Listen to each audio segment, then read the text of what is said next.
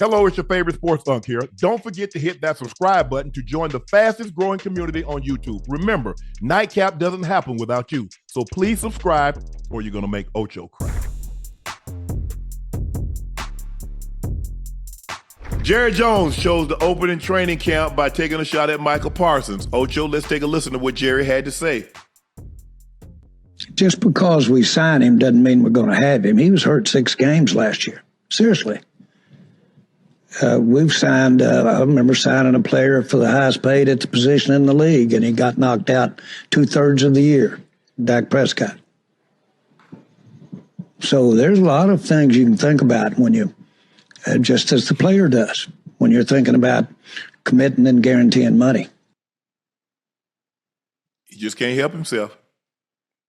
Dallas Cowboys fans, Dallas Cowboy players. This is your head coach. This is your, head. I'm talking about He's the head coach. This is the man that, he is the head coach, huh? This is the man that runs the show. This is the man. This lets you know in short term how they really feel about you. It's a bit. After all that man is done. This is how they really feel about you. There's nothing like taking a dig or taking a shot at your 2-star players. Your 2-star players, oh, well, I made one the highest paid, but he missed the season because of injury. We play football. It's a contact sport. It's a barbaric sport. Sometimes injuries do happen. I remember he made another quarterback the highest paid, and he never took a shot at him, and he stayed injured. But that ain't none of my business. I don't even know why I brought that up, Ocho. This is who you have to go out there and play for. This is who you have to go out there and play for. I want to know, was Tony Romo... That is how your owner thinks about you. But we know that. See, the thing is, I remember in 2016 when Colin Nipton, but Jerry loves his players. Jerry loves people that look like you and I that can do something for him. Don't you fool yourself. So the mistake that people make, Jerry, no. Michael Irvin could do things for him. Dez Bryant can do things for him. Emmett Smith could do things for him. Charles Haley could do things for him. Nate Newton, Larry Allen. I could go on and on and on. Stop fooling yourself. Out of the kindness of your heart. Okay. I have a question, and this is for the chat, for the people in the chat as well. If you play for the Cowboys organization, how would you feel as a player? Understanding that's how the man who runs the show and writes your checks felt about you. I already know how I feel about me. I've done my homework. How does that even give you the motivation? Even want to go out there and play for that man? Play for that man outside of the money. That's all I'm doing. See, he's upset at Dak because Dak has always Heisman posed him. Dak had always been what it was. You're the owner, I'm the player. Mm-hmm. A lot of players get close to Jerry. Dak has never allowed that to happen. Todd France comes in, does the negotiating, hard line, boom, I'm up out of here. Dak goes about his business. Dak ain't trying to go to his house. Dak is not trying to go out and hang out with him. Dak is Dak. Dak does what he does. Dak now has a family, boom. Strictly business. You see, he taking a shot at Micah because Micah wouldn't let him glaze him. It's between me and the player. You never did a deal with just the player when the player had representation. But you know what it's going to cost you because you let Max Crosby get a new deal. You let Myles Garrett get a new deal. You let TJ Watt get a big new deal. And guess what? Micah Parsons is 3 to 4 years younger than all of them. So guess what he's about to do? Pole vault him. Mm-hmm. So whatever TJ Watt got, Micah Parsons is going to get $1 million to $2 million more. And don't give me that junk. I play in Texas. I know it ain't no state income tax. And I'm glad for that. Right. So that 43 million, Uncle Sam will only go get 36% of it. No state taxes. Right. And I'm understanding, obviously, I wanted to text Micah. I wanted to call him, but I was like, you know what? I'm not even going to bother him. Yeah, just ask how you feel. How does that make you feel? And I'm just like crap. About, this is my owner thing. My owner thinks about me. Now, what about the time he missed some games? But I guarantee you, there's some games that he should have missed more. Because I know Right. Michael has some issues going on. But that ain't none of my business. I don't even know why I brought that up again. Damn, I keep telling people business. You know how many times all of us have played the game of football and went out there anyway when we were hurt? It had to take Toradol pills, had to take the Toradol shot just to line up and play for the same. And then Zolocane, Marcaine, cortisone, yes, all that. Shooting up in your shoulders and in your knees. Not, well, I ain't shoot my knees up. I shot my ankles up, shot my shoulders up, ribs. Did all that, Ocho. Did all that. I mean, how do we not understand or just have any self-awareness where that's the kind of stuff that you say to yourself, but you never say out loud about the players that are on your team? You don't say stuff like that out loud. Had the nerves deadened in my ankles, so I couldn't feel no pain. That's what nerves do. They allow you to feel pain. Says, okay, hey, bro, back off that. I had my nerves in my ankles deadened, so I couldn't feel pain. Yeah. So I could go out there and play. And then to have somebody talk like that, man, please, I'd have lost it. I'd have lost it. Hey, you know what's funny is when you think about the owners, it's 32 owners. I think Jerry is the only one with the cojones to come out and say how he really feels. No one else would do that. That's why. What you saw today, nobody else would do that. Why would they? But Jerry, but see, that's what Jerry wanted to be about him. See, Jerry don't want no superstar. Because you know why he want a superstar? Because he would never take a Tom Brady. He couldn't play for Peyton Manning. Because they'd be bigger than he is. And he don't want that to happen. Right. I've been very fortunate. I played for two owners. Mr. Bolin, I did something for his family today. Yes, sir. But Ocho, it was about us. We were the superstars.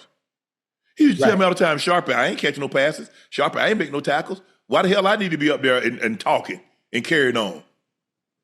That's what I pay you guys for. I said, you play us quite well. I don't get why Jerry felt to open up training camp like this. I don't know. Everything that comes up doesn't need to come out. Right. But Micah. Oh, what you thinking doesn't need to be said. Every little thought, especially stuff that you know is going to ruffle people's feathers, catch media headlines. Hell, the only thing that should be catching headlines today is Cowboys open up training camp and George Pickens looks motherfucking good. Excuse my language. Sorry. George Pickens looked good day one. That's it. That should be the conversation, not what you said about Dak and what you said about Micah. Man, come on. J.J. Watt took to X, to defend him. Anytime you can publicly take a dig at your star quarterback and your young star pass rusher simultaneously right before the season begins, you got to just take it. Nothing makes guys want to fight for you more than hearing how upset you are that they got hurt while fighting for you. Micah reposted that. No discount for you, Jerry. Wait, hold on. What if he didn't? Excuse me. What if he even goes worse? What if Micah says, that's how you feel about me? Trade me. Why don't you trade me? Yeah. Then what? And the funny thing about I'm just finding out all about Jerry's ways because I never played for the Cowboys, and obviously when I was playing, I'm blind to what's going on over there. But Unc, you the one introduced me and told me about the whole thing with Jimmy Johnson. Yeah. So that raised my eyebrows, but I thought, maybe that's just a one-off. Maybe they just had a disagreement and he's not really like that, but they got into it. But he thought after 3 years, he hired 89 was Jimmy's first year. That's the year he took over. He brought I think Bum Bright. I think that's who he bought the Cowboys from. So he took over him and Jimmy in 89 because Troy was their first draft pick. They won the championship in 92, won it again in 93, and again in 95. So in 4 years, so 89, 90, 91, 92. So in the fourth year, he thought he knew more football than Jimmy. Now, see what Jimmy could do. Jimmy was coming from college at the U. So all these guys that's coming out, guess who knew him? Because he tried to recruit him at the U. Yeah.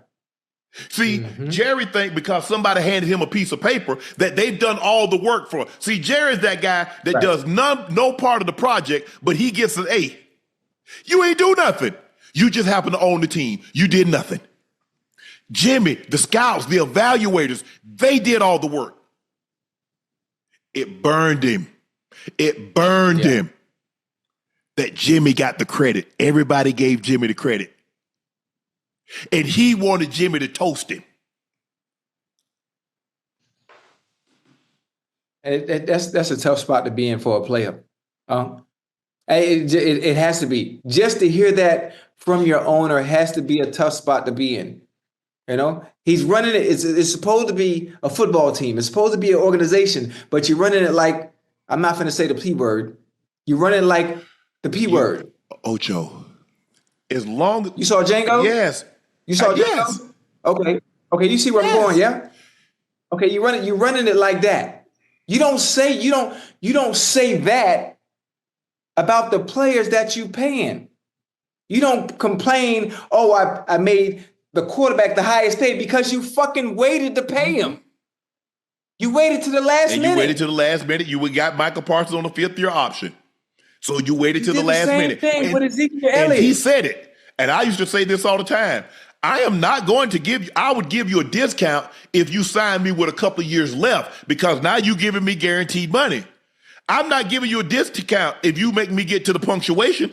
The end. No, bro, I got to get maximum dollar out of you. Max value. But see, here's the thing, Ocho. I know who Jerry is. And as long as they know who Jerry is, they should never have a problem with it. He applauds what you do, not who you are. It's transactional to him. You can provide a service, a damn good one. He's going to pat you on the back. But if you think it's anything more than that, you're sadly mistaken. Sadly mistaken. Hey, man, that's I ain't never heard nothing like that. Now, I know a lot of them think like that. One thing to think, but to actually say it out loud. Beyond reproach. Out loud? Bruh, listen. See, a lot of times people they'll take what he says about them, but I listen to what he says about everything else and how he handles everything else. That told me a lot. Yeah. Oh, your toes are going to be on the line. Your hand's going to be over the heart. Okay. Oh, doing that. Oh, yeah. Okay, I see where we're going with this. Yeah. I see I see how you think. Yeah. I mean, listen, it's unfortunate. Yeah, be you. I hate to try, like I said, I know Mike a little. I like him a lot. Great personality. Know his representative. But I'm going to be very, very disappointed if y'all don't rake Jerry ass across the coals. If y'all don't get at least $42, $43 million, if y'all don't get $10 million, if y'all don't get $5 million more than what TJ Watt got, TJ got 3 years, $143 million. He got 108 guaranteed. With 1 year, oh man, y'all better get you all $115 million. Guaranteed, fully guaranteed. As a matter of fact, Jerry, since you've been nasty, I want 100 of it at signing. I want 100 of my 115 at signing. And as soon as I sign the dotted line, I'm not even shaking hands. Hey, I'm happy to be a Cowboy, but I'm more happy that I get to secure my family. This is generational wealth. My family, my dad, my brother, hey, we good now. Oh, that's crazy.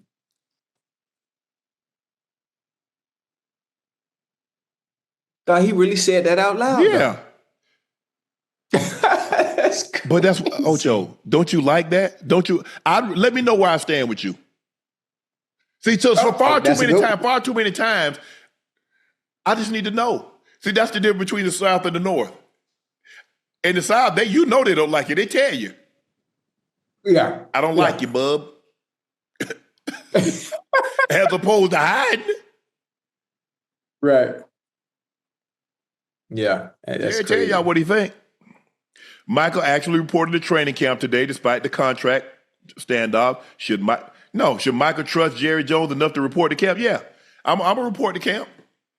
I don't want to get no money back. I don't want to. But Because they've tried to. That's another thing, Ocho. See what they put in there. Yeah. Now, there's no forgiveness. Though it doubles. I mean, what did it start at 15,000, Yeah. 30,000? You miss 10, 15 days of practice. That's over $1 million that the team can't forgive. Mm-hmm. Yeah. But now that you go in there, you play the game. Hey, You play the game. I'm playing for the now number on the back of my jersey. You play the game. I'm playing for the number, the name on the back of my jersey. F that name on the front, because that's what you said to me. Yeah, basically, in not so many words. Yeah, that's crazy. So, hey, go do what you do, Micah. I hope Micah get 25 sacks. And the 50 and the 40 million you're gonna pay is 50 now. 50 mil. Micah, hopefully you get a contract extension. What's Micah playing? What's his fifth year option? 20 what?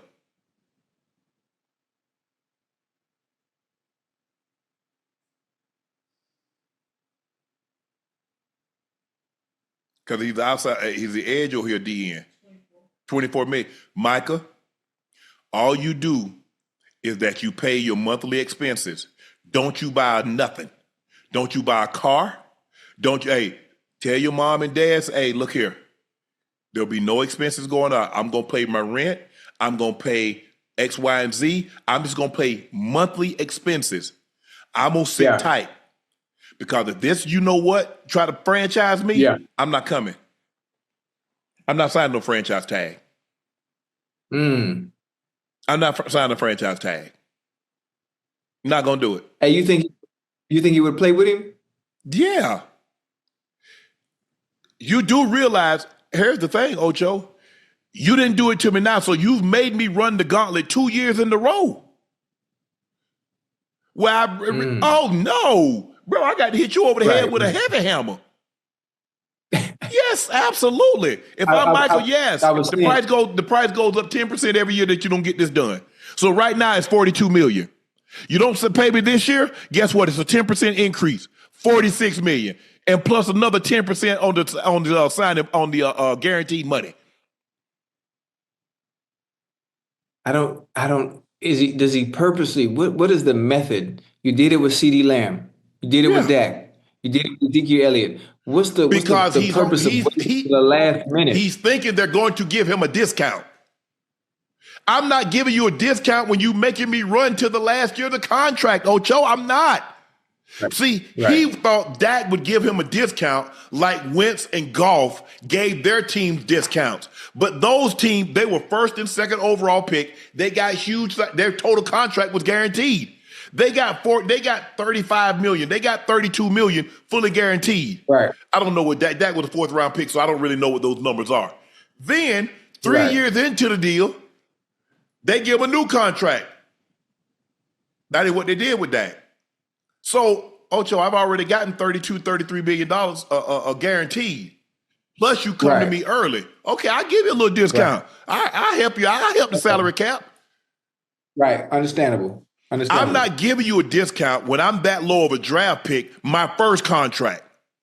That first one, I'm trying to split your dome. Oh, yes, absolutely. Now, I might give you one the second one, but that's my choosing. Mm-hmm. No, you say, you tell me that's, football business and let football people do football things. Well, I'm going to let y'all handle that salary cap. So my job is not to try to help y'all manage y'all salary cap. I'm trying to extract because I care just about as much as winning as you do. Jerry Jones has shown you over the last 30 years he doesn't care about winning. So guess what? Me either. You care about making money? So do I. Hey. What's up, What's up, been Pro Bowl tight end, Cal Pitt. Cal, how you doing, bro? I'm doing good. How you doing? It's Unc, Ocho, and Joe, ISO Joe joining us tonight, man. Okay. Appreciate y'all having me on here. How y'all doing? We're doing amazing. Oh, definitely. I'm going to get right into it. Michael Penix Jr., unprompted, not from the reporters, not by anybody encouraging. The first thing out of his mouth, hey, man, y'all saw KP? There's going to be a lot more of that today. What happened today for people that weren't at camp, that didn't get an opportunity to see? What has Michael Penix Jr. so excited that he started off his press conference mentioning Kyle Pitts? Obviously, it's day one. It's first day of camp. You know, the emotions is high. We had a pretty good day as an offense, just gelling and moving the ball down the field. And, you know, as a tight end, it's always great to be a safety blanket for these quarterbacks and be somebody he relies on. So for him to have that confidence in me is amazing. Go ahead, Ocho. No, I was going to say, I hope Zach Robinson, right? That is offensive coordinator, yes? Yes, sir. Yeah, listen, I'm hoping Zach Robinson can get back to putting you, well, obviously, I don't think he was there your rookie year, but get you back to doing what you do best. Understanding what you did at Florida that you can still do in the NFL. There are so many mismatches that you can create based on what you can do in your unique skill set. When we talk about the tight ends in the NFL, top 5, you were supposed to be in that conversation based on what you could do. After a rookie season, you had 1,000 yards. Obviously, due to injury, there have been some minor setbacks, but this is a year for you to get back to what you're known for, and that's being a stellar playmaker, regardless of what's around you, regardless of who's in front of you. And I'm hoping Brother Robinson does everything he can to put you back in position to make the plays that I know you can make. Because not only is it going to help you and build your confidence, but it's going to make Brother Michael Penix Jr. also build his confidence and be that quarterback number 1 that the Falcons have been in search of since Matt Ryan's been gone. Sure. How difficult is it? You have the outstanding rookie year, as Ocho mentioned, over 1,000 yards. There hadn't been very many tight ends to come in as a rookie and get 1,000 yards. Now, you get that, so the expectations are through the roof because, you know, you're a high draft pick and you come out like gangbusters, and then injuries, then quarterback turnover. How difficult is it to stay positive when your quarterback, there's a quarterback carousel and the injuries start to mount? I mean, obviously, everybody has a different path, and I think mine is pretty unique. Just obviously, it being my 5th year and it being my 5th quarterback, but I've learned something from everyone, from Matt to Marcus to Desmond to Taylor, from Kirk. I mean, everybody brings something special to the table, and just to learn a lot. And now this be my first year of having someone from the previous year as a quarterback, and you know, growing in continuity over the summer, working out together, getting those routes in. It's amazing to see it, and you know, just to grow that relationship with him, just to, you know, working this time during camp on the way to game 1. KP, what's up, Rush? Go ahead, Joe. It's Joe, man. What's up, big dog? How you doing? Man, chilling. Man, what's your expectations on the Falcons this year, on the season, this upcoming season? First, I won't go as far as expectations because we take it in. We are by progression. You know, just first a healthy camp. Right. Everybody get out of this healthy, and then, you know, getting ready for week 1 and just trying to stack as many wins as we can, because obviously Atlanta's a hard fan base. It's a city that is very passionate about their sports. Yeah, it's a football town. For sure. And just to be able to, we want to get back to, you know, having Mercedes been rocking, which we have last year, but, you know, we have some different things, ups and bumps in the road. But the year that, you know, we're coming together and we all bought in as second year in the system. So now, you know, we got the opportunity to take it to the next step. Right. Okay. Hey, Go ahead, Ocho. I want to say, with it being your second year in this system, how comfortable are you with the offense where you don't have to think anymore? You can hear the play call, you go out there, and you can just line up. Based on whatever you see in front of me, you can just go without having to think. Yeah, very, very confident. And like I say, it's year 2. We've been working in the summer just mentally and physically. So it's just, you know, so now we're here in camp, we're not taking a step back. We're just going against the defense, and it'll be pads on next week and, you know, going into joint practice and, you know, into the preseason. So things like that is big for us. Kyle, having played the position that you played, and I don't know if people understand this, but when you injured, you are a move tight end. Line you up outside the numbers. They'll put you in motion. They'll put you in the slot. You'll line up top. They'll put you in the backfield. But when you're injured, it's hard.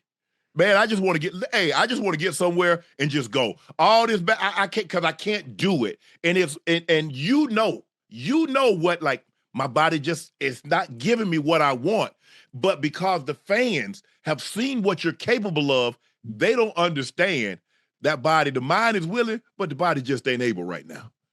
Yeah, I mean, obviously, everyone goes through injuries. Some people don't, but in my specific case, having the knee and just different little small dings is just a testament of what's going to happen this year. And I'm excited for what's going to happen and how we're growing as an offense and how we're going to take that next step. So we got some games. We're going to start week 1 with Tampa, divisional game, and go out there and try and get the first win and just keep building them and hopefully win our division and then taking it step by step from there. I have one question. How much, I don't want to call it, I don't want to say power, but most of the time it's called power to me. When a player can go to an offensive coordinator, can go to a head coach and ask to do more. Are you healthy enough, or is your body back in a state where you can ask Coach Robinson, listen, I need you to put me in different positions to be able to make plays, because if you put me out here at receiver, it's a mismatch. If you put me in motion, it's a mismatch. Is your body, is the knee at a point now where you can do a multitude of things offensively to open up the play and also for you? 100%. And just mentally being able to play faster, because that's a big thing. When you hear the plays, be able to break the huddle and play fast. Right. So definitely, being the best asset to this offense is the goal, because there's a bunch of playmakers on this offense from, Drake, Bijan, Mooney, Ray. I mean, everybody can, we can spread everybody out, and then, you go nickel, now we're running it. We got, Tyler. So we got the 1-2 punches and just being able to definitely take that load for sure. I like it. Did you hear, because of the injury, because of some lack of production, there was rumor swirling, possibly Kyle Pitts might be on the move. How did you stay in the moment? How did you I'm here right now. If and when that were to arise, that I'm somewhere else, I'll deal with that then. But how did you stay present in the moment? Because people say, I don't think it's hard. Bro, you talk about me. Unless there's another Kyle Pitts I don't know about. But in the meantime, you're talking about me. I'm Kyle Pitts. Right. And I hear all of this going on. How were you able to stay focused, stay present, and says, you know what, if it happens, it happens. But in the meantime, I'm here. I mean, I'm very much deep in my faith, so it's I know what God is planning for me. But most important is those people have a job, and fans are fans for a reason. They can't do what we do, so they don't really know me. I know the player I am, and I know the bumps and the bruises and the different things we've had to go through in these past couple of years. But it's everybody has their time, and I feel like my moment's coming. Oh yeah. Hey, Carrie, y'all go ahead, Joe. Y'all open up here in Atlanta against Tampa? Yes, sir. Oh man, I might have to come check y'all out. Hey, Joe, let me go to the game with you, Joe. I bet. Say less. Oh, what's up? What you trying to do? Joe. All right. Man, Joe, you can't come to the game with us? That's crazy.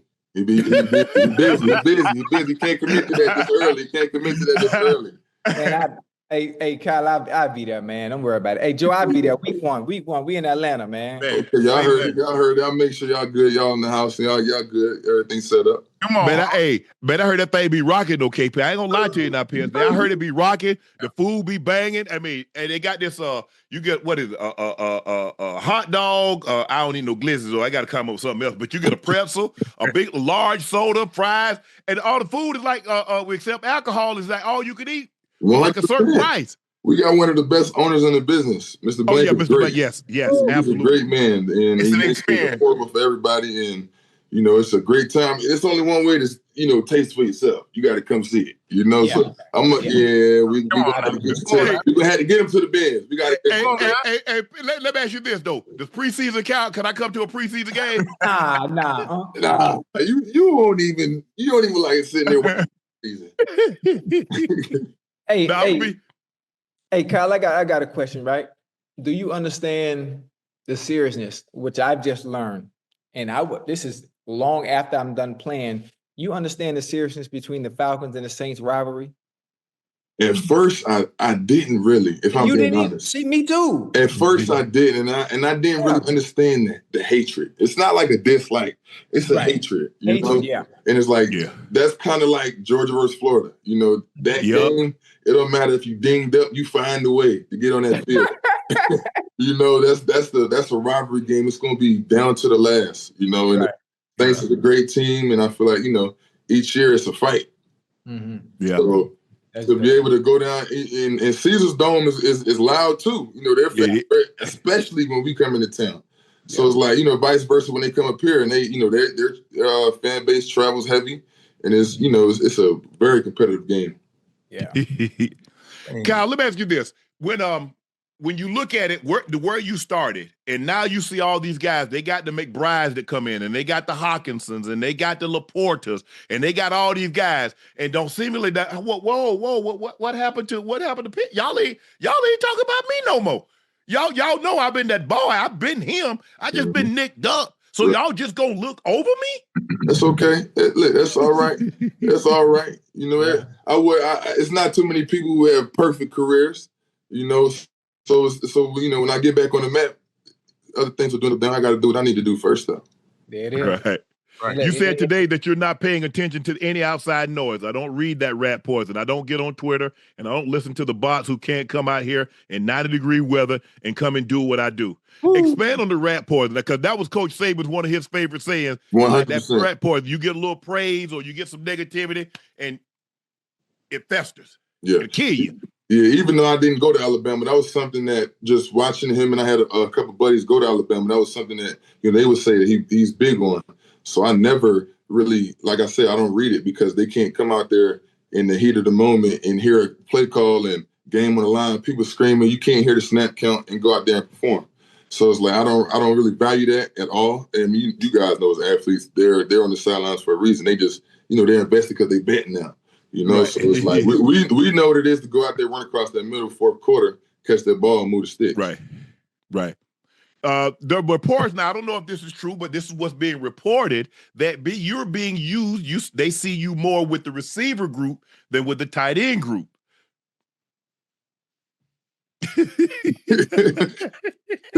It's that's what being reported. I don't know. I ain't there. Like you said, I can't do what you do, Pierce, no more. I can't come out there at 90 degrees. Not even with an umbrella and some Gatorade. I can't be out there in that heat. Me and heat don't get along anymore. Not no more. But you had your day when it was your day. You had your 2 days. Luckily, we won't have those no more. But it's gonna be. It's a plan, following behind Coach Morris and, what Raheem and Coach Z-Rob has definitely put together for me for this camp and just entering this year. It's big on just, like I said, buying in and, trusting what they have. And, it's I would say hybrid. Won't say, a specific position. Definitely want to be hybrid, because the more you can do, the better you are. I love it. I love it. I know, listen, I'm predicting, I can do this. You ain't got to say nothing. I'm predicting 1,300 9 TDs. I'm telling you what it's gonna look like this year. So what's the prize? We'll talk about it after. We talk about it. No, just call me. I got you. Hey, Pierce, I'm gonna put you on the spot. Give me your top 5 tight ends of all time. You study position, you play the position. Hey, keep it a stack. Stack. If I ain't in the top 5, I'm cool with that. I'm cool. Like you said, I'd have had my time. There was a time I was in the top 5, if I'm not now, but I was. Well, 100%. No, I never get into specific numbers because, everybody be like, oh, you missing this person. It's really just who you kind of model your game after. So, like, my 5 in no specific order would be definitely you, Tony G, Mike Dick, who was the start. Before, I would say Jason Witten is someone who I feel like in high school when I really started to learn about the tight end position. And, he wasn't maybe like the fastest, but he knew how to beat you mentally. So, because I learned that from a guy named Lee Smith, who, he may be older, but they'll beat you to the spot. But, Tony G, you, Mike Ditka, Jason, and I'm gonna have to go give Travis his flowers. He the best doing it right now. He the best doing it. It was between him and Georgia, 1A, 1B right now. They definitely setting the precedent for how to play the position and how to win at that position. So it's definitely love watching them on film. Yeah, watching you play, you kind of remind me of myself. The speed guy, we did a lot of our damage outside and in the slot. I ain't really trying to bang like that, but I had to block a little bit more than you had to block. But I think Gates, you move. Gates wasn't that fast, But Yeah. man, Gates knew how to get open and catch touchdowns. I'm like, how this mofo get these touchdowns like this? That's Smart. what I couldn't He's understand. smart, and that's what I'm saying. Like, you know, me putting Witten in my top 5, I really had Gatesy in my top 5 because that's who really, you know, him in LA when he's playing with Dane Thompson. So that was who I really was watching when I was getting into watching, you know, different tight ends. I was like, man, how they score all these touch? How this man got 117, 118 touchdowns for a tight end? That's unheard of. Y'all gonna have to get on the ball because that break is gonna be there a long time if somebody don't get on the ball, Pitts. I'm sorry. 100%. You don't think nobody gonna get that the way they throwing that ball now? Tight ends don't score like that, man. That joker stay with double-digit tight ends. 17 is an anomaly. I feel like that's yes. You had you some games in the red zone where you was hot. You had a string of games where you 10 plus for sure. But here's the thing. Think about he had LT. I mean, he went LT went 3 years. LT had 69 touchdowns in 3 years. Do you? So they get yes. That's crazy. And so for a tight end, there have only been 2 tight ends that have over 100 TDs in a career. That's a Gonzo and Gates. So in 100 plus year history, 105, 106 year history, there are only 2 tight ends to put up those kind of numbers. Right. And Les Hawkinson and Laporte and McBride and Kittle, you get on the ball, man. It's hard to score down there because, like you said, he could score. I could never. I was a guy that get yards. You know, I lead the game with 150, 160 yards with no touchdowns. Right. Man, that joker have like 88 yards with 3 touchdowns. Right. Sometimes it go that way. Yeah, you got to think. You got to remember Antonio Gates' skill set too. Now they get down to that goal line, they get him out there wide. Yeah, that basketball background coming to play. Man, listen, his lateral movement, he move in short areas. His releases is like a damn receiver. Yep. Hey, how long? What was his career length? How long did he play, y'all? I think he played 16. I think Gates got 16 or 17 Pitts. I think he got 16. I think it was 16 because my coach Tim Brewster he used to show me all his tape when I was coming. Yeah. Out. That was somebody I think Brewster was in. I think Brewster was in Denver too. Mm-hmm. Yep. Okay. Yeah. 100%. Was Wade Harmon there when you got there? Who was your position coach when you first got there? His name was Justin Peele. Okay. Yeah. Justin Peele? Mm-hmm. That name sounds familiar. I think he played. Yeah, he played here in Atlanta. Okay. Yeah, I thought that name sounded familiar. You're 100% healthy. You're raring to go. Ocho tried to put some numbers on you. What is health the precursor? Because I know you look, I don't want to put you on the spot and say, okay, give us a stat total where you say 100 and 1,200 yards and this. Health is the precursor, and then everything else will fall into place after that. Is that how you're approaching it? Not at all. Well, once I got back to, last year and in this offseason feeling great, that's the last thing in my mind. Now it's just, like I say, playing fast mentally, physically, being able to get to my spot and, being the best asset for Mike. So when I do get my opportunities in first, second down, third down, ball come my way, we moving the chain. We're getting yak. That's the big thing. Yak and putting that shoulder down, get across that goal line, move the chains, be more valuable for this offense. Yeah, Unc, you heard that. Rise up. Yeah. Let's go. Hey, yes. It's an experience in that thing, man. You gotta go check them Falcons out, baby. Yeah, Unc. So week 1, we there in Tampa, and then we in Atlanta. Do you understand how hard it is, Joe? Like when you trying to evaluate like what we do, we're gonna have to talk about the game. So how we gonna talk about the game that we don't watch on television if we at the Falcons game? You got a phone, use the phone. You got Twitter. NFL Red Zone. You can put all the games on your phone, bro. See, that's the thing, though. See, so how you watching the Falcons game if you looking at your phone? We can just look at the tidbits. We're see what I'm saying, Joe? See. I see where I'm coming from. I see where he coming from. Nah, he just trying to get out of going to the game with us. What he doing? he gonna sneak in one of these games. Yeah, maybe I'm about to figure it out. A primetime game. I'm gonna have to call Mr. Blank. I'm gonna have to go through the private tunnel, the secret tunnel. Oh yeah, they gonna take we'll make it work. We'll make it work. Yeah, I'm pretty sure he'll accommodate you. Kyle, man, thanks for joining us, man. We appreciate it. Stay healthy. This is the year you got to stay healthy because you know what this is. This your 5th year. You know what the 5th year means. What comes after the 5th year? Hey, they paying. For Hey, saying- Kittle got $19 million. Hello. Hey, you could be the first $20 million guy. Shit, make it 22. Hello. Hey, I like that. I like that. Hey, I'm just saying. Like- The first guy, the first with a 2 in front of it for a tight end, Mm. more than I made in my whole career. Damn. I might have to go back out there, Joe. Hey, keep your head down. Keep working, baby. Chopping wood. Let's go. Now, Yes, sir. Brick by brick, baby. Hey, congratulations, man. Continue success. Stay healthy, man, and come back and join us. After that first 200-yard game, come back and join us and talk to us. Tell us about it. I got you. I'm going to hold you to that. All right, bet. All right. Kyle Pitts. Appreciate Kyle y'all. Atlanta Falcons, guys. Thanks for joining us, Kyle. Ocho, you're not going to believe this one. What? Raiders are releasing DT Christian Wilkins with the designation of terminated vested veteran. The Raiders reportedly voided the remaining $35.2 million guaranteed money left on Wilkins' contract last month due to how he treated the rehab from the foot injury he suffered last season. Raiders released a statement, and it reads as such: "We have decided that it is in the best interest of the organization to move on from Christian Wilkins, and he has been informed of his release from the team. This franchise has a commitment to excellence on and off the field with no clear path or plan for the future return to play from Christian. This transaction is necessary for the entire organization to move forward and prepare for a new season."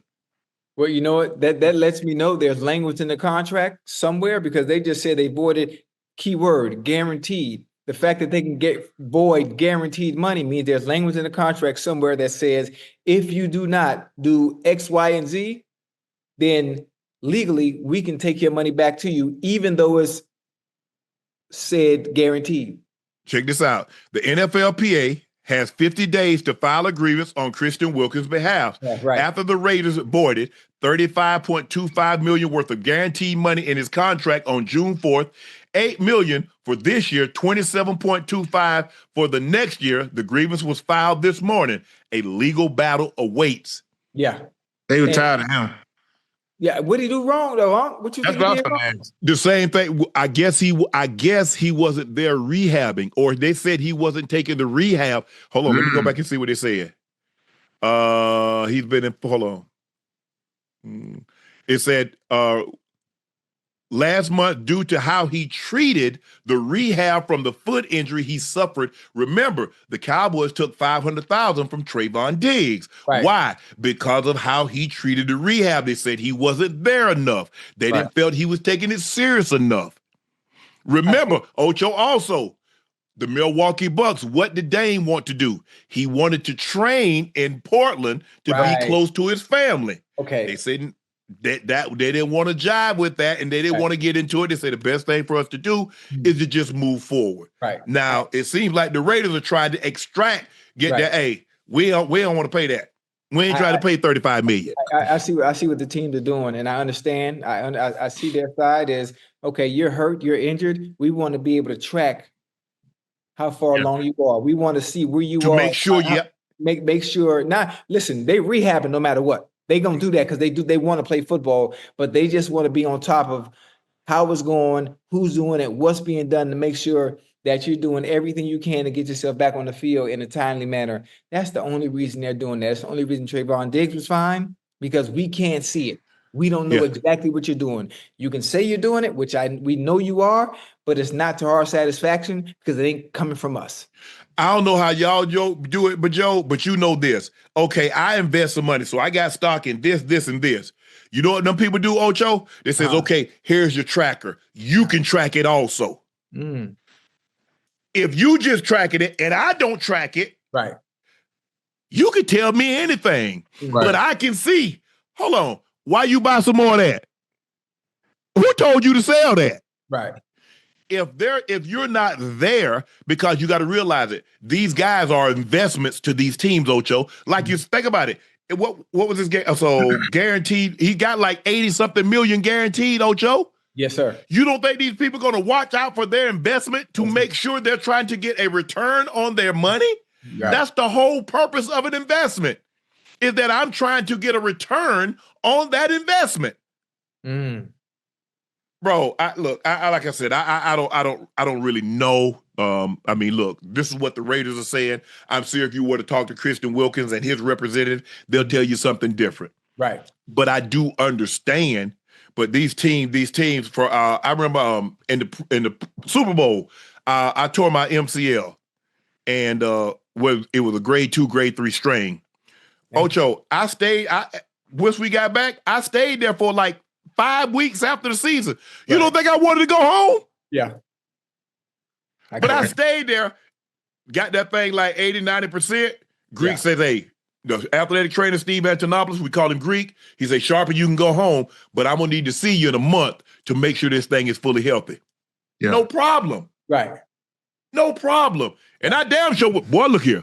Yeah. Y'all guarantee me how much? 84 million? I'm staying there, Ocho. I'm going to get that thing 1,000% on their dime. Oh, absolutely. Hey, you know how them young bulls are. Hey, Joe, I'm getting all that. Hey, I'll get all that money. When the season over, them boys trying to get up out of there. Man. They trying to get up out of there. Hey, I think in Dame's case though, with him knowing he gonna miss the whole season, Unc and Ocho. Yes, yeah. I think probably just put him in a better headspace being around his family. Which absolutely. I kind of understood. I don't feel like he's a guy who's gonna shortchange you, but I get it. Maybe they want to already get rid of him anyway because they did. You know what I mean? Because you know what, Joe? Dame never wanted to be there in the first place. See, first of all, Dame let the fans and this ring culture force him out of Portland. He never wanted to leave Portland. Right. But he felt in order to appease a lot of people that kept putting pressure on him, he needed to go somewhere. Man, Steph done played for a championship. Luka done played for a championship. This one done played for a championship. Dame ain't ever been close to playing for a championship. They got him up out of there, but he went to a place, that ain't where he wanted to go. Right. He said he wanted to go to Miami. Well, Miami didn't offer the package that Minnesota offered. Milwaukee offered. Right. So I'm trying to get the best deal, Ocho. I understand. You my boy, Ocho. Hey, I'm going to do everything I possibly can. But Ocho, where you want to go ain't offering me what this place over here. So you might have to do a Kawhi. You might have to do a detour. You might have to go somewhere for a year and let them move you. Right. But I got to take the highest price. And for them, Joe, let me know what you think. It seems to me when somebody take the steps that Milwaukee took, it seems like to me, now maybe I'm exaggerating, but I think they were over Dame. Yeah. They realized that this thing wasn't going to work. Ocho, that's $111 million, Joe? It's just, for me, I think they were thinking like the injuries. I mean, he's pretty much been injured over there every year, so they can never get full potential into what they could be. I'm going to be honest with y'all. I was excited about him going to Milwaukee. I know he didn't want to go there, but I just thought him and Giannis would bring a different element to the Eastern Conference that a lot of these teams wouldn't be able to match. Mm-hmm. And the fact that he had to deal with these injuries the past 2 years, man, I just feel like they was like, well, our time is up on that. You know what I mean? Yeah. He was injured. Giannis was injured his first year. Yeah. Then he kind of nicked. He was licked early. Then now they say, you know what? Instead of trying to let this thing play out, let's go ahead and cut the cord. Because sometimes, Ocho, people like, well, maybe we can salvage it. Nah, bro, you burnt this. Let's not peel this burnt edges away and try to eat the insides. Nah, bro, just go ahead and throw this whole ish in the trash and move on, and let's try to get another dish going. Because that's what happened. They were like, we're not trying to salvage this. We already know what it is. Yeah. Yeah. And it's a situation where I'm sure Giannis is frustrated because Giannis said, like, these superstars, they keep their foot on these teams' neck because I want to compete for a championship every single year. Right. Yeah, it's unfortunate. It's funny how they do. They don't see value in you anymore once you get hurt. Once you get injured, that's you've been that. Well, man. I don't know if you've ever been that, but Joe, you've been that. I've been injured. They don't even talk to you. You get hurt, man, they don't even talk to you. hey, until you getting close to get back, you feeling 84. You ready? You ain't scared, are you? Bro, the last 3 weeks, you ain't said a damn word to me. Now, all of a sudden, I'm a couple of days away from returning. Now you asking me how I'm feeling. You should have asked me that 3 weeks ago. Hey, boy, it's lonely being hurt. I ain't gonna lie to you. Yes! It's lonely being hurt, boy. Damn. Man, that's the worst. Man, I broke my collarbone, man. I should have had this thing replaced. It almost broke out of the skin.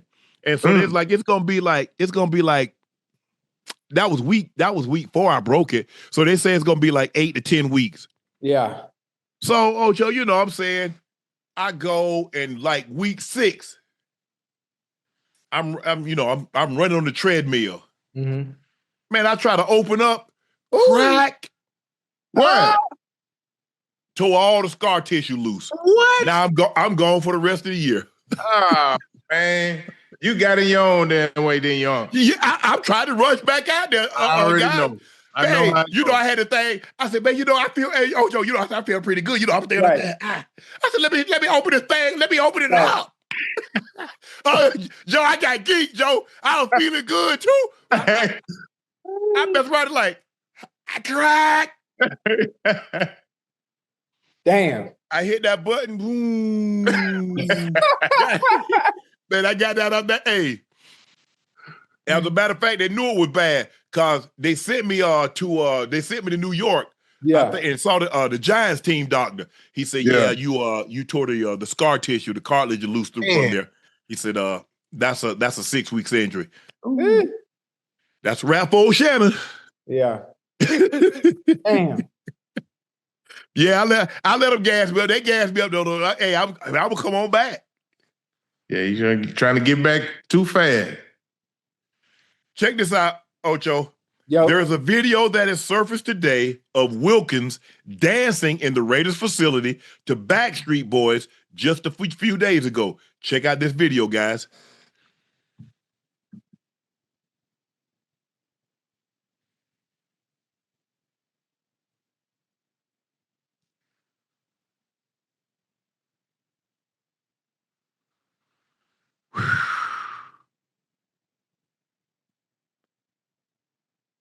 Oh, he already knew what was going on.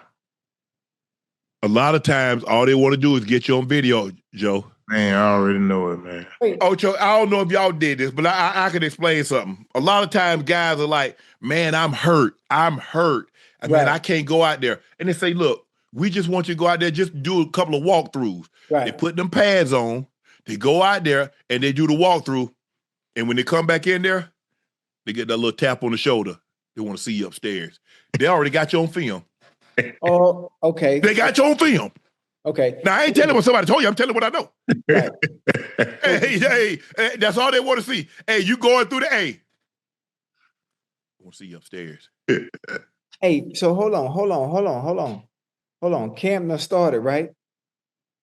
His homie unknowingly incriminated him by posting it on Instagram, not knowing that they going through something already, and they used that video against him, and they got him up out of there. Wow. There are reports, this is reports, we don't know if it's true or not, saying that Wilkins refused surgery when the team recommended. Ocho, you remember the Michael Thomas situation. Right. He had all offseason, and this man had surgery in June. Right. The situation with Wilkins in Vegas has been simmering for months as both sides disagreed on how the foot injury and recovery should be handled. Christian Wilkins made $29 million last year and had already $25.5 million already this year. That's $50 million, $49.7 million Right. for 5 games. Hold on. He trying to get out of there. He trying to get out of there, Unc and Ocho?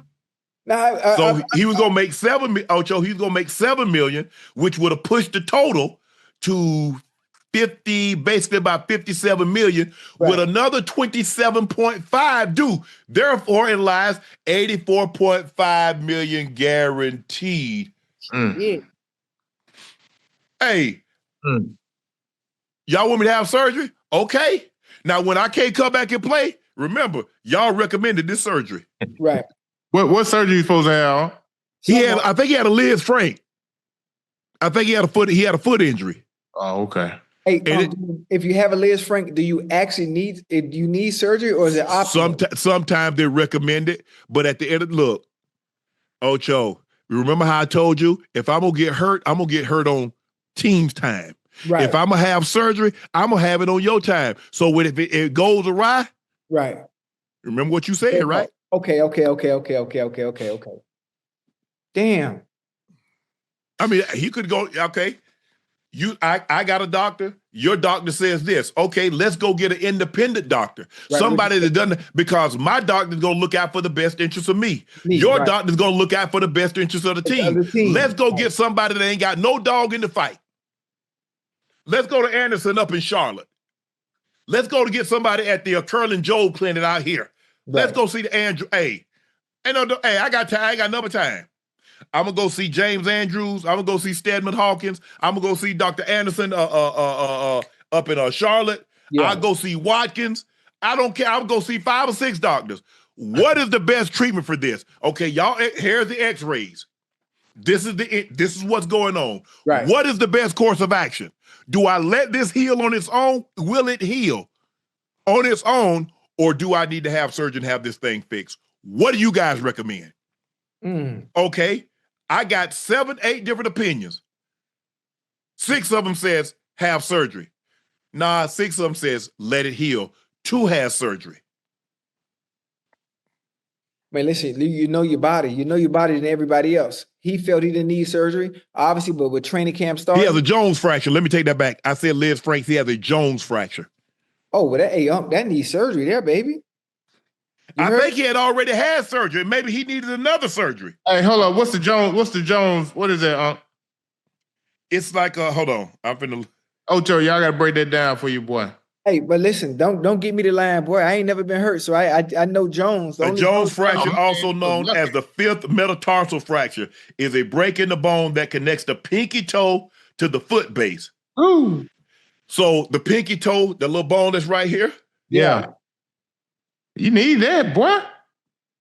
Yeah. Hold on. I would. There it is right there. Oh, can y'all see that? Yeah, I can see it. Yeah. Yeah, I would have got that done right away, boy. Ocho. Right away. And that's not a small man. That's a large man. Oh, dude, yeah. Think about it. That's a large man on that. He's quick. He's agile. His whole thing is playing with quickness. Mm-hmm.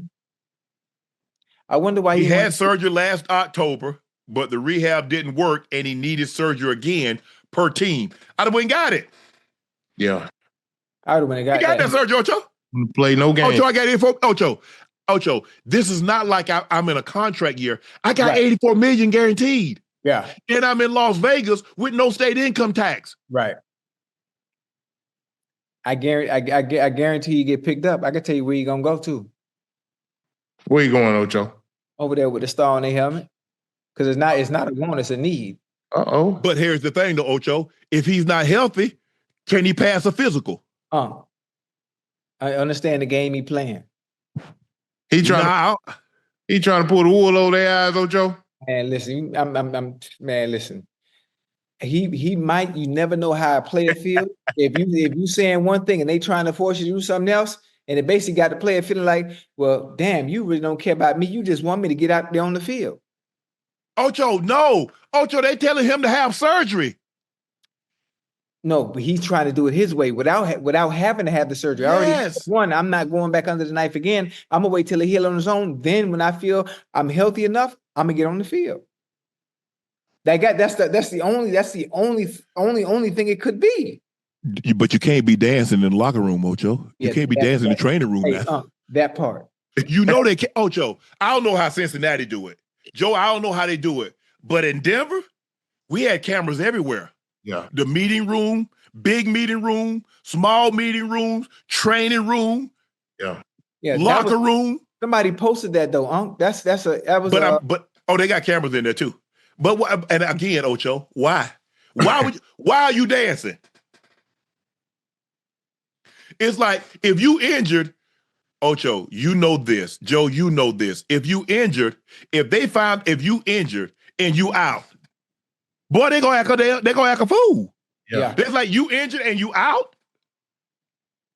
Man, bro, you can't. There's certain things you have to do, and people that's not in this profession don't understand. When I got a life outside of this, bro, they paying this man $84 million fully guaranteed. They paying you X amount of dollars, bro. If you injured, you can't be going out to the club.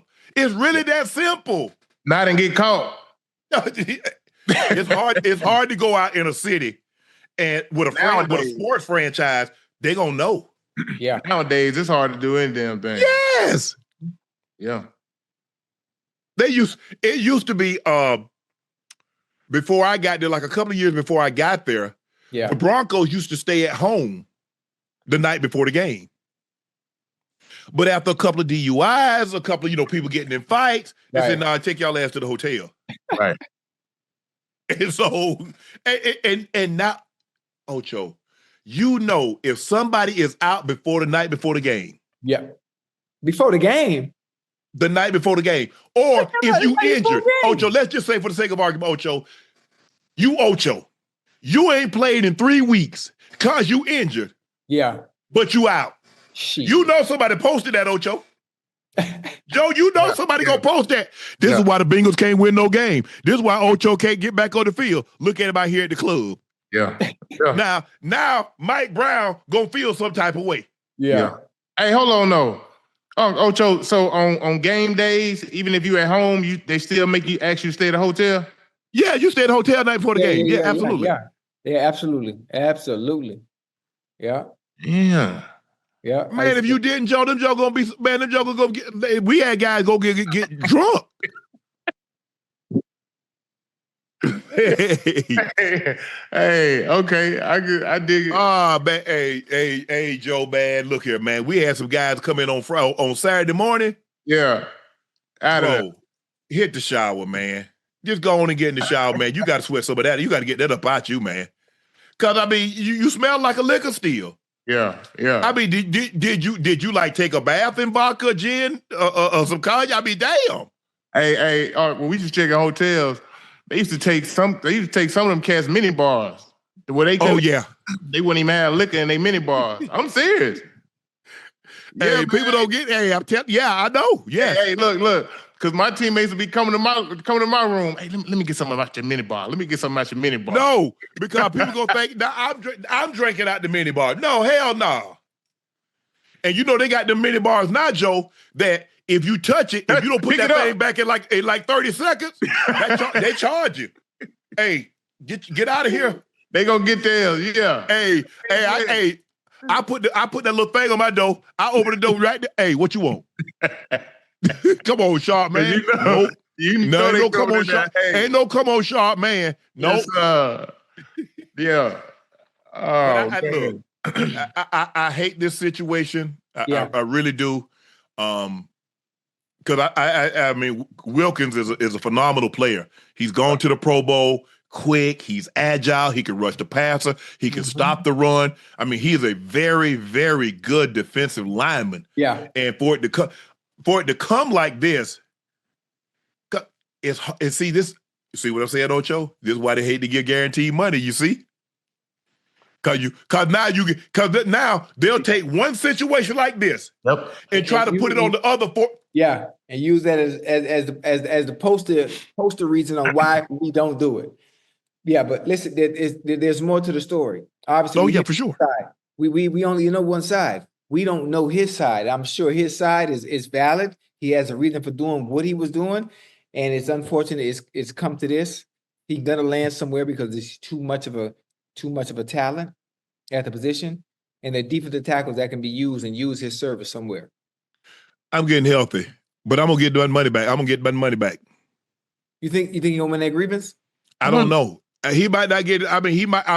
Look, a guarantee is a guarantee, right? And see that's the problem that you run into, Ocho. You see, now they ain't just trying to take the guarantee back this year. They're trying to take back all the remaining guarantee. But why he wouldn't just had a surgery though, and they still was gonna pay him? Yeah, absolutely. I don't get it. He had made just a little less than $50 million for 5 games. There's a good chance that he has the surgery again. He gonna miss this year.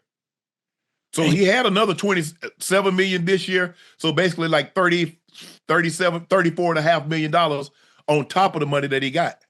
Matter of fact, because if he only played 5 games, right, and they done paid him that much already, and you ain't had surgery in the whole offseason, and now we going into camp, and you might miss this season again too, if you don't get surgery, shit, the Raiders would probably man the hell with this shit. Right, because they looked at he had surgery in October. So they probably saw this thing around say like March, April, and it wasn't healing properly. Right. So they say, hey, let's go ahead and get that. And he's like, nah. Because remember, Michael Thomas had that injury. And I that was my question, Ocho. Bro, you had the whole offseason, so you got done. So you had end of January, February, March, April, May. You don't get the surgery till June, and you go into camp in July? Right. And you don't understand why the Saints are upset? Yeah. Damn. I'm confused. But hey, hopefully they get it resolved. Jalen Hurts was asked if he will open up his play style more now that he's won a Super Bowl. He said, no, I went a very long time being told I got to do it a certain type of way. That didn't get me the win when I did how everyone told me to. When you put so much energy into personal performance, you kind of lose sight of the main thing of winning. Since the loss in 2022, it's been my main motivation to find ways to win. Regardless of how it looks, I just want to find ways to win. And that mentality I want this team to have. I like it. Perfect answer. I know a guy who won a bunch of games and a bunch of championships doing it that way. Tom Brady. Yeah. Y'all remember Tom Brady in his first Super Bowl? Didn't even throw for 150 yards. Do y'all remember Tom Brady in the Super Bowl against the Rams? In which the second Super Bowl when they played in Atlanta? How many yards did he throw for? You see? Winning. But now they want Jalen Hurts to get out there and be like Patrick Mahomes. Man, we need you to throw for 400. I throw for 400 and we lose. Then what have we done? Nothing. They just look good until you look at the stat line. The pretty person that get dressed up with nowhere to go. Now what good is that, Ocho? I got on my Sunday best. I got on some nice boots. I got on nice suit. Got nice outfit, Ocho. I'm dressed to the nine. Nowhere to go. I ain't got nowhere to go. So he throw for all them yards, and they lose. Now what? Nah. The most yards ever thrown for in the Super Bowl game, Tom Brady has it. What was the outcome? Loss. 505. Loss. One game he threw for 150. How many yards did he throw for against the Rams the second time in Atlanta? I think it was 2019.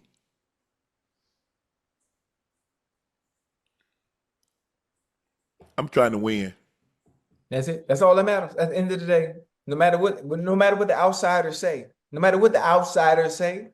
Philadelphia plays one style of football offensively. One style. They play to win. AJ Brown, some days 262. it's gonna be your day. Devontae Smith, some days it's gonna be your day. Saquon, for a touchdown? some days, some Sundays it's gonna be your day. That's it. Jalen Hurts, when it comes to the passing game, whatever you give me, that's what I'm taking. I'm not forcing Nathaniel. And he showed that formula, it wins your ring. Yep. Man, I'm coming back to play this year, man. Fuck that shit, man. A reporter asked Jalen Hurts why he didn't wear his Super Bowl ring. His response, I've moved on to a new year. It's really as simple as that. Boy, that boy mean business. Wait, what was his response? I've moved on to the new year. It's really as simple as that. Golly. Well, that's like some Kobe Jordan type. Listen, I know I won, but the job at hand is not finished. My goodness. Okay, I like that. Damn. Oh, I definitely put mine on. I wore it that night, and then it went in the safe deposit box. That was it, huh? That was it. I don't wear them. Woo. Because here's the thing, though, Ocho. Yeah. They know you got them. Yeah. That's all. Yeah. Ain't no need to have it on, huh? Yeah. I mean, I'm walking around outside like ching, ching, or ching, ching, or trying like a wind chime. Nah, you know. Dang. I like that. Hey, he's very matter of fact. He's like, hey, I do. Hey, he coached by his dad. He played for Coach Saban. Yeah. The main thing is the main thing, and it's on to the next. That was Tom. What's your favorite Super Bowl ring? The next one I get. Hey, I got a question. Yeah. Hey, you think, hypothetically speaking, when the Yes. Bengals win the Super Bowl this year, you think they'll get me a ring? I don't know. They might. Sometimes that happens. Yeah. I think. Listen, they gave the Ravens gave Jo one when they won in 2012. Yeah. Sometimes, yeah. Yeah, I think that's so. I'm probably gonna get me a ring because I know Joe and Chase and Mike Brown. They're gonna. Hey, listen, I might not be out there in real life. Hey, you see that stance? Hey, call it for me. Call it for me. All I know is I saw that man put both hands in your breastplate. Come on, sit down in that chair. Hold on, ball in there. Call it. What you want to do? Blue 17. Said, hut. I still Ocho. Hey, you see Ocho, how it was? you know what happens? All that dancing in one place, that joke coming up through your chin. Oh no, you know, I don't really dance. I got places to be. Hey, I felt real quick right there. See, that's the thing. See, that's how your mind play tricks on you. You see, you felt quick. That's what happens. Oh my goodness. Hey, Shilo recently gave away 250 free meals while working at KFC for a day when a fan pulled up wearing a Bucs jersey. This is the first time Shilo had seen one. Check this out, Ocho. Yeah. Oh, he got his jersey! The 28 jersey! The 28 jersey! The 28 jersey! That's the first one I seen. That's it. I told you. I wrote you. Hold on, I'm about to give you 5. I'm about to give you 5 bags, bro. Take all these, bro. Make sure everybody eat, bro. Signing anything or not? Yes, of course. I'll take it myself, right? Yeah, take it out. Let me get it. Appreciate you, bro. All right, this is the first Bucs jersey I ever signed. Oh, yeah? The first one. Where's everybody at, yo? I don't know where you got this from, but About to order that throwback in here. I need to see you in that thing. nah, most definitely. Appreciate you, brother. I'm gonna sign the front too. Yeah, do it. I was thinking that too on the way here. Oh, I ain't even show you this. What's your name, bro? Jay. All right, nice to meet you, bro. Appreciate you, man. But hey, that got to be a great feeling, huh? That got to be a great feeling. I wonder if somebody got that number 1 signed because I was number 1 in the preseason, Ocho. How That you thing get might be worth some money. even back then? Yeah. How they let you get away with wearing number 1? In the preseason, you could wear anything in the preseason. All the Right. 80s were gone. Oh, okay. I didn't know that. Yeah. Hey, that got to be a great. Hey, that got to be one of the best feelings, man. To see people wearing your jersey, despite Oh, what for sure. you know, you finally get drafted. You finally get drafted to a team, and then to come in and that's dope. That got to be a great feeling. I remember not only getting drafted. My favorite moment that had me like that, how Shilo wasn't just there, was seeing myself in Madden. But seeing myself in Madden in 2001, I was going crazy. My stats was low as hell. I wasn't tripping, but I was calling all my homeboys. I say, "Boy, y'all won't believe it. I'm in Madden. I'm in Madden." Just being able to play with yourself, man, that was awesome. Even I was. Hold on now, Ocho. Hold on now. Rephrase that. What? Being able to. Oh, pause. Yeah, man. Hey, come on back with that one. Yeah, I know. Yeah. Pause. Hey. It didn't even. Hey, it didn't date. Clearly it didn't register. Clearly it did. That was a good one. My bad. Pause. Yeah.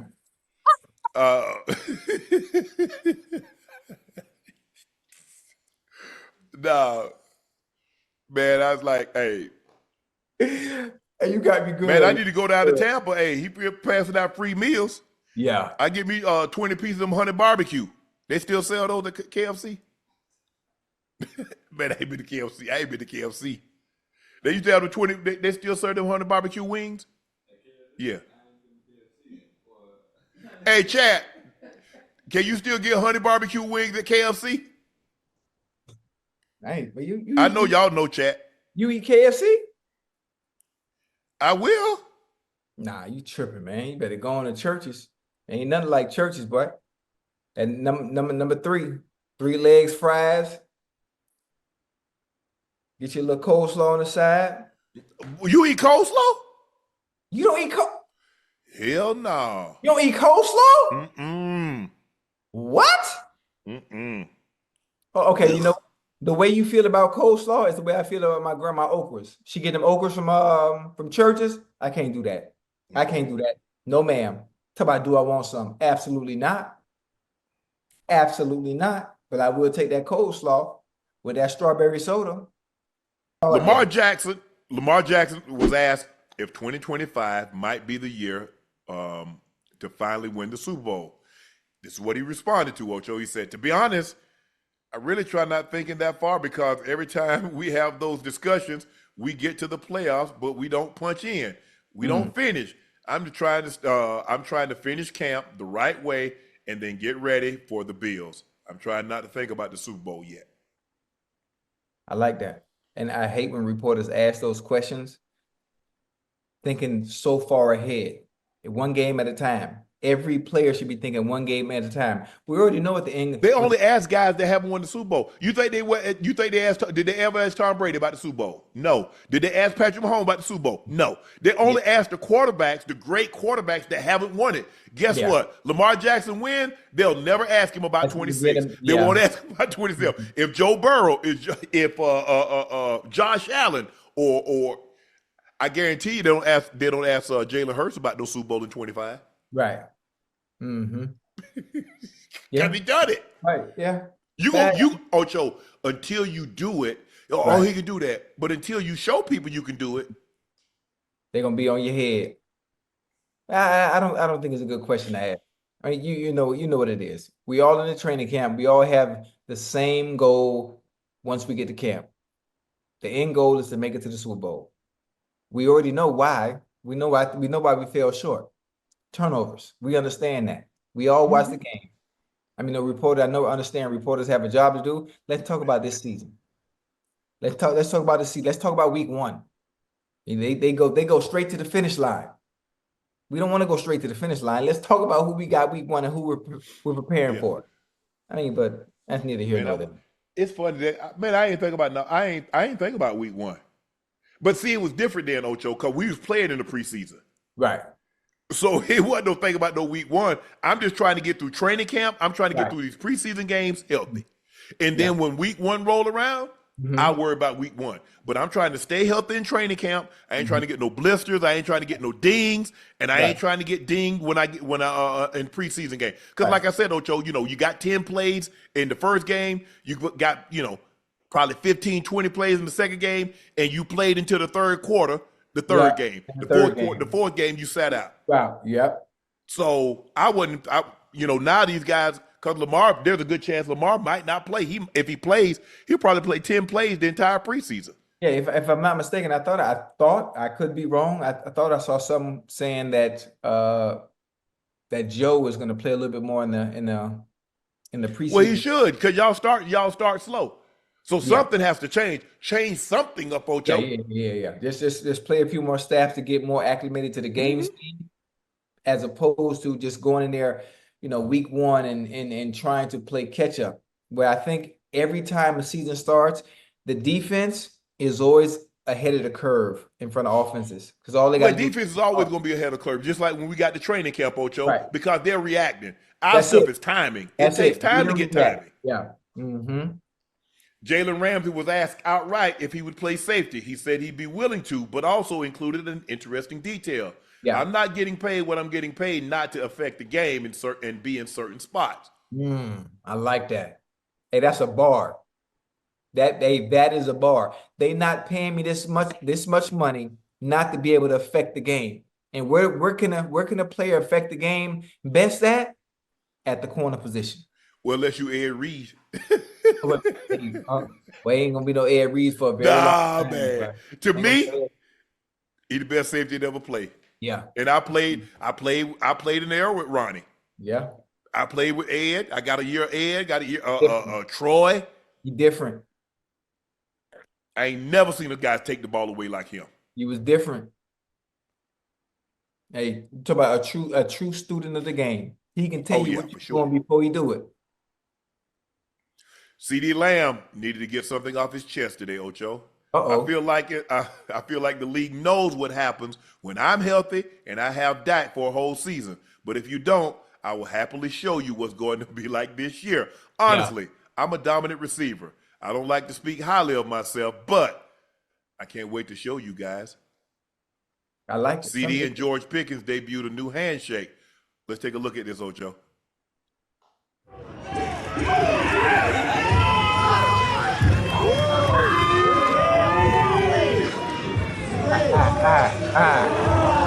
So let's just come up. I don't know what they threw. I don't know what they threw up. If we got something to look forward to. If you're a Cowboys fan, you got something to look forward to. Listen, it's going to be exciting. Offensively, it's going to be exciting. It's going to be fireworks. Goddamn, George Pickens is all right, I almost said elite. He's good, very Yeah. good. If he got his head on straight and he keep the main. I'm glad, Ocho, because we Hold throw on. around that elite. We throw around I that know, I elite know. label. I almost slipped up. Almost slipped up. Listen, if he keep the main thing this season over there in Dallas, not only is he gonna have a great season along with CeeDee Lamb and Dak, he gonna have a nice payday at the end of the season, and it won't be with them. It don't gotta be. It ain't gotta be the Cowboys. They don't need to be there. They don't need to be there. He can go somewhere else and be a number one and do what he needs to do. He done seen everybody else get paid, and he was supposed to be right in line next. So this is your year. Well, kicking the can down the road ain't gonna help that with Micah. Because how you gonna pay Micah? Because see, here's the thing: you signed Micah last year before this 35. You might can get him for 35. Yeah. Now you gonna have to go to 42, 43. Yeah, it's unfortunate, man. It's unfortunate. But Hey. All right, Ocho, we're gonna get out of here on this one. It's time for our final segment of the evening. It's time for Q&A.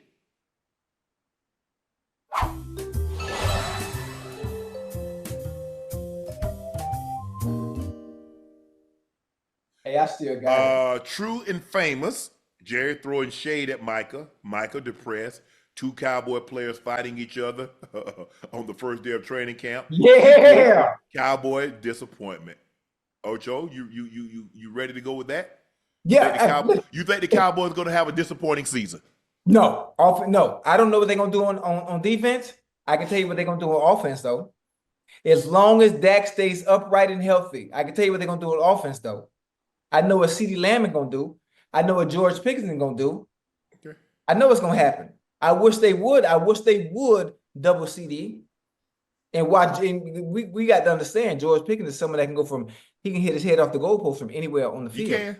I done seen him take slants. I done seen him take hitches. He can go deep. He can do it all now. He can do it all. Hopefully he has his head on.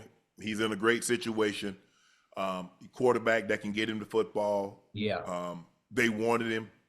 And so hopefully, all the bad taste, all the things that happened in Pittsburgh, Right. he left that there and he comes with a new slate in Dallas. Dr. Frank L. Bellamy, what up, Doc? Hey, fam, just checking in. I appreciate the love, energy, and passion each of you bring every single night. Well, we thank you. We appreciate you watching every single night. We appreciate all everybody that's in the chat, everybody that's ever watched, listened to, downloaded, talked about, heard about. We appreciate all of you because without you, there can be no us. So Ocho and everybody here at the Nightcap family, we greatly appreciate all of our guests and subscribers. Kimber Norwood Jr. said, Unc, my question is, who's on your Mount Rushmore of Atlanta rappers of all time? Wow. That's a good one. 3 Stacks.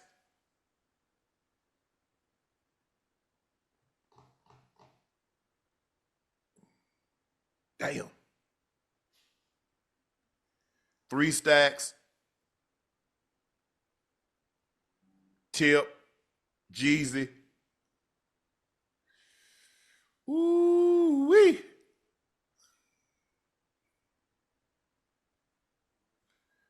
My Mount Rushmore. So don't be coming to me talking about all this and all that. This is mine.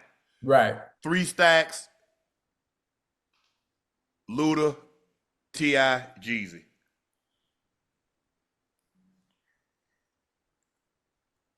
Yes, I know Lil Baby in Atlanta. I know Savage. I know Future. But for me, I ain't leaving 3 Stacks off and Tip, Luda, Jeezy. Nah, run tell that. Deshaun Allen say, what's up, Unc Ocho? Question, who had the best comeback jokes between Fred Sanford, Esther Martin, Pam, or George Jefferson and Wheezy? Wheezy, the best. It got to be Esther. Fred Sanford and Esther. Yeah, definitely. Fred Sanford and Esther. Hey, that's classic. Classic. Matter of fact, you know what Young, can I tell you something? Yeah. You know what I love about when we do the show during the week? Because we end around 12:30. You know what come on at 1 o'clock? Sanford and Son? Sanford and Son. See, I would go Fred Sanford and Esther, Martin and Pam, and then George and Wheezy. Yeah. Absolutely. Aaron Owens, it's good to see players with short careers getting their just due, like Sterling and Tony Baselli. Hopefully Eric Williams is next. Thank you. We're very, very excited. My brother goes into the hall, a week from Saturday. What is that, the first? That's the first. A week from Saturday is the first, right? We're extremely excited. I'm excited. I ain't heard him speak in such a long time. He ain't got but 4 minutes. He ain't got the kind of time that I had. They said, get y'all ass up there and sit y'all ass down. Yeah. But it ain't but 4 of them, so, I mean, they probably let him go a little longer. But I'm excited. Pat Dubs said, to save your life, which jersey would you pick between the Raiders and the Steelers? The most sought-after helmet, the 2 most sought-after helmets at the Pro Bowl, Raiders and the Cowboys. You had to, put a bid in, hey, bro, if you make the Pro Bowl, bro, hey, can I get that helmet? Because you got to realize who's going. Yeah. You got Troy, the quarterback. Okay, yeah, I love to trade the quarterback. You got Time. You got Mike Irvin. You got Emmett. Those are the skill positions. And then you had Nate Newton. You had Big Easy. You had Larry Allen. Yeah. And then for the Raiders, you had Tim Brown. I think one year you had Jerry. Who else? You had T-Mac, Terry McDaniel. Yeah, but everybody wanted those. We were Steeler fans growing up. My mom liked the Steelers. So I think I took my first or third grade picture in a Steelers jersey. Franco Harris. Never forget. Because you remember Steelers jerseys used to have those sleeves, Ocho. They had the 3/4 sleeve. They had the sleeve come to your elbow. Mm-hmm. Hot ass jerseys. Jalen Ivey said, better season, Ocho 06, Torrey Holt 03. I don't even remember what I did in 06. I think Torrey Holt had 16. I think you had 1,600 too. I think Torrey Holt had 1,600. Because Torrey Holt had a stretch 4 or 5 straight seasons. He went over 1,500. Hey, man, you see that team he was able to play for? Torrey had 1,696. How many touchdowns? Oh, was that the same year that what you call him had? Yeah, 1,696, 12 touchdowns. And how many will Ocho have?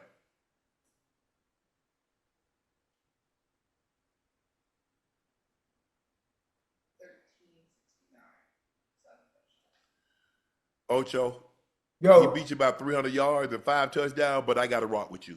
Hold on. I have a question. Yeah.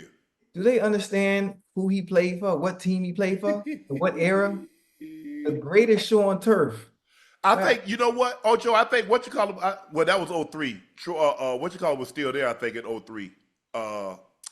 Kurt. Was Bolger with his quarterback.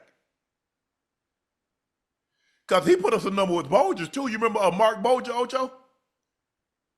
He put up some numbers with him. Yeah. And Mark ain't had to do much. It was Mark Bolger, wasn't it? Yeah. And all that Yeah. he had all them boys over there on offense, man. Man, them boys run that. Hey, boy, they run that speed out. Him, And Reverend Ike, boy, they run that speed out on you. smooth as hell. Like They butter. falling off the table. Hey, that 10 roll to 12 and fall off the table. Mm-hmm. Just when you thought Cam and RC beef was dead, Gillie Da Kid, hold my beer. Let's take a listen to what Gilly had to say in response to Cam criticism of Jalen Hurts. Good day, Cam Newton. I seen you came at me because I said Jalen Hurts did what you couldn't do. That was win a Super Bowl. So you want to get all in your feelings. Man, shut your tight jean wearing ass up, man. You had on a jersey with a bow tie, you corny ass. Get out of here.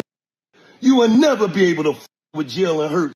You super goofy, corny ass. Get out of here. You, what you do? You won MVP, won a Super Bowl, win a Super Bowl MVP. And you hating on him. Because he did what you couldn't do. Win a Super Bowl. And he been to 2 of them. So when you hating on him, just know you wasn't better than him. You talk about, can you name one of my albums? You ain't got to be able to name one of my albums. What's wrong with you? You in my space. You ain't bigger than me in this space. You a low-ass boy in this space.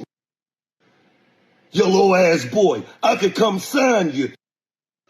Damn. Damn. Hey.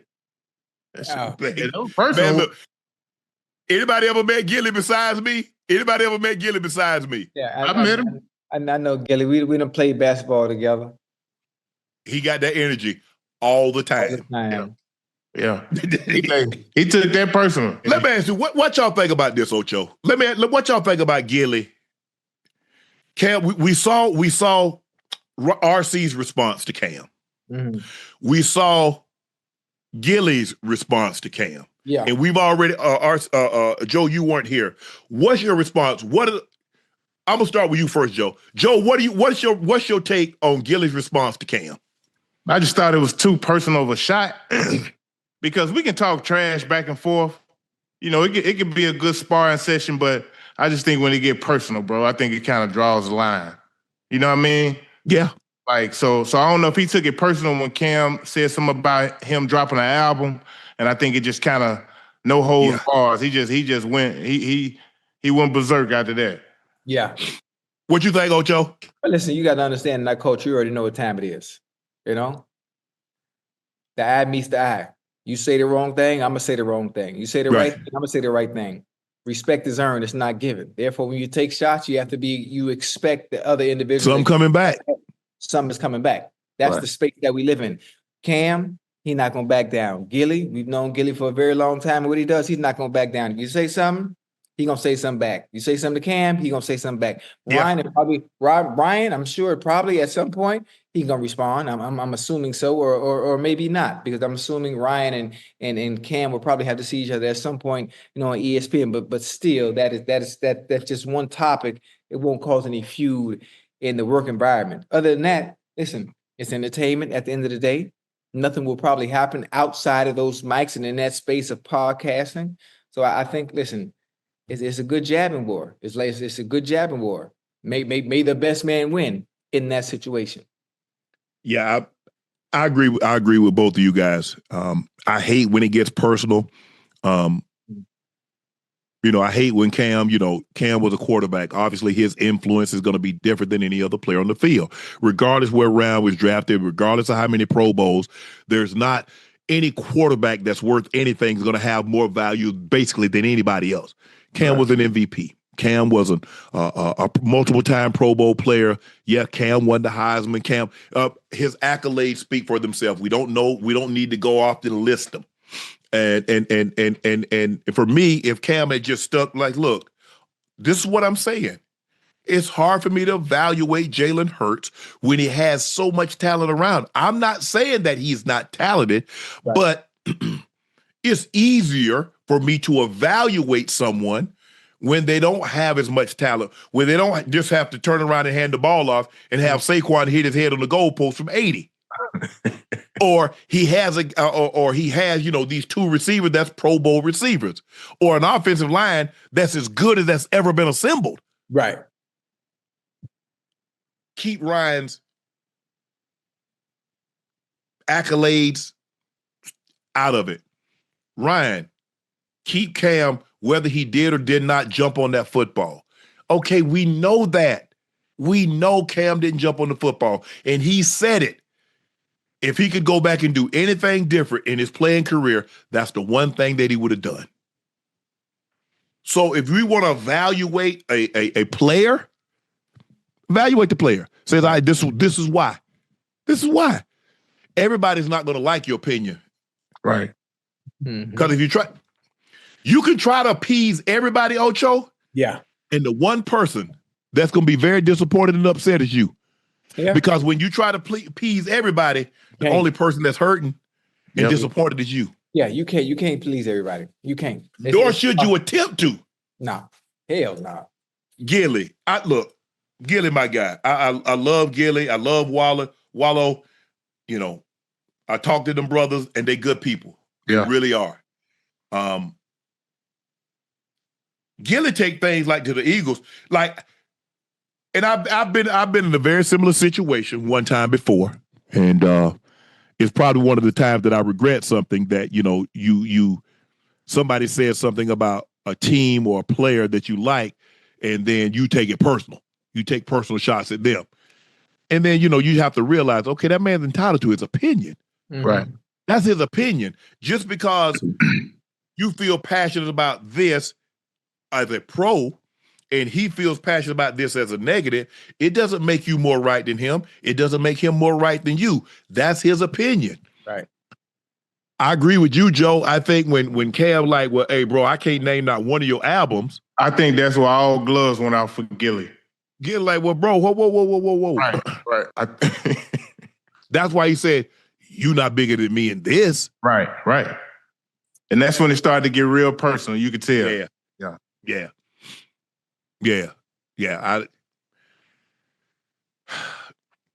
I hate that. But we know it's gonna be some back and forth, man. Jalen Hurts is a very polarizing figure because it's not like, you know, every other year. I mean, think about it. We had Doug Williams. Yeah. And then we had a big lull. So we got 87, and then we had to go all the way to 2012 before we got another. So we had to go almost 3 decades before we got another black to win the Super Bowl. Yeah. As a quarterback. And then we got Mahomes, and now we got Jalen Hurts. So it's not like it's just littered.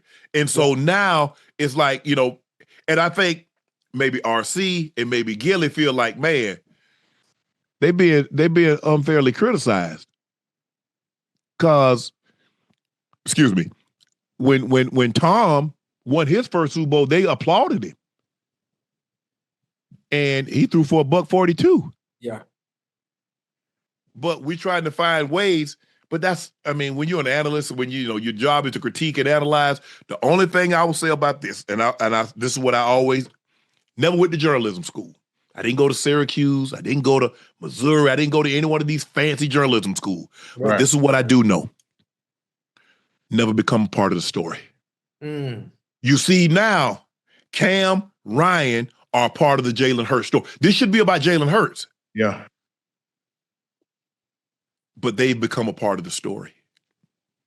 You stay away from the story. You talk about it. You critique. You analyze. But you don't become a part of it. But the critiquing and the analyzation is why they're part of the Jalen Hurts story. Though. No, you can do that. But see, now we're not talking about them. We're talking about what Cam and RC going back and forth. Oh, yeah. Cam and Gillie Da Kid going back and forth. Right. Yeah. I mean, okay. They gonna squash that. That ain't nothing. That's all talk. They're gonna squash it. It's not going anywhere outside of the space in which we're doing right now, and that's podcasting. So that's a good thing.